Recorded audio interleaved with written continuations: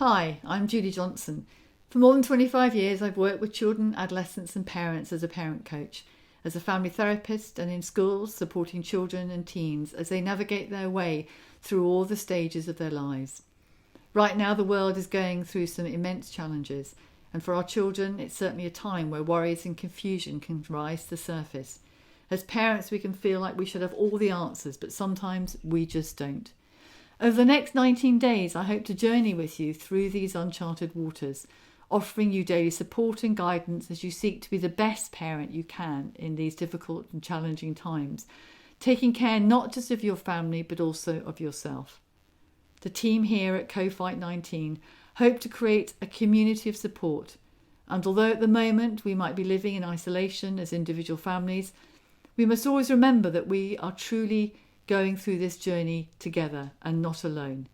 We exist in a whole range of different types of family, single parent, couples, separated or extended. Whatever your family looks like, we are all in this together.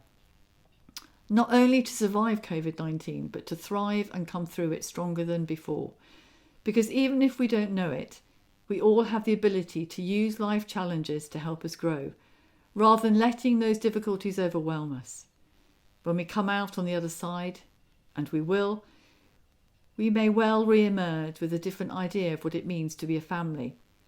How wonderful would it be to use this time to grow a deeper appreciation of life and what it means to be human.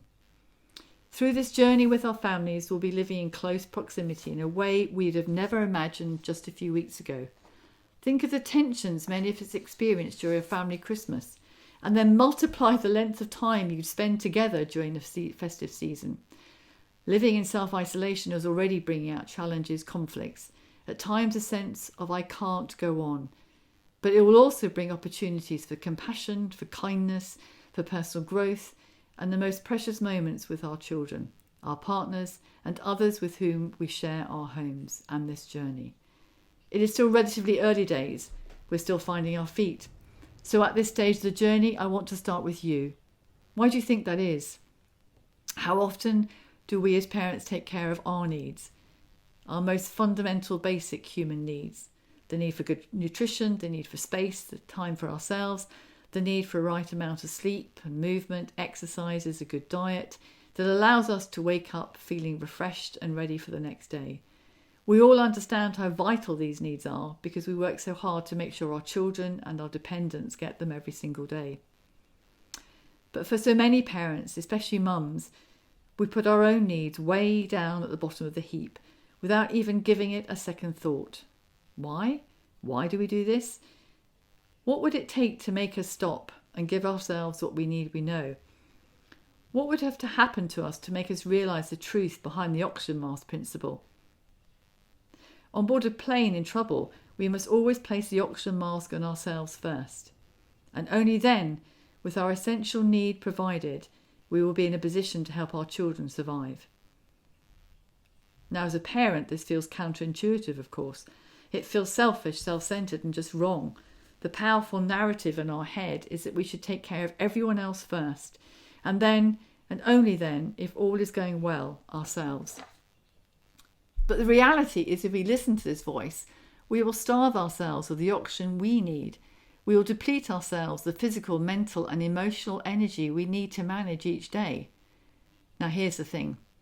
If this is true in normal everyday life, how much more true is it today? The entire world is going through an unprecedented crisis, and we still don't know yet how it will affect us when it comes to the end. How do you want to come out on the other side of this journey? So to all parents, I'll be offering you not a prescription of what do's and don'ts, but some sound advice that you can remind yourself of how to take care of yourself so you can build the resources to keep on going through these challenges, to care for and support your family over the coming weeks and possibly months. Tomorrow, we'll look at managing our anxieties and fears, ways to process our feelings, and to explore the sense of powerlessness that many of us may be experiencing. Each day will give you an opportunity to reflect on how am I doing, what do I need to self-care, what might I do differently, and how might things look if I make those changes. Finally, here's a takeaway for today. Ask yourself this question.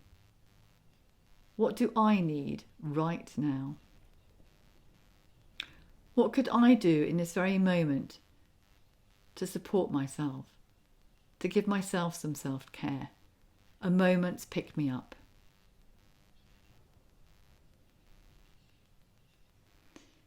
I wonder if you've come up with some ideas. Maybe a cup of tea. Maybe a few moments of fresh air in the garden if you've got a garden, or on the balcony. Maybe a few moments of yoga or exercise. Maybe just a few moments of reading a book, or just a moment to take out for yourself. These sound easy. They're not rocket science, but so often we don't take those few moments of self-care. So right now, maybe just choose one tiny thing that you can do for yourself for a few moments of self-care. Stay well. See you tomorrow.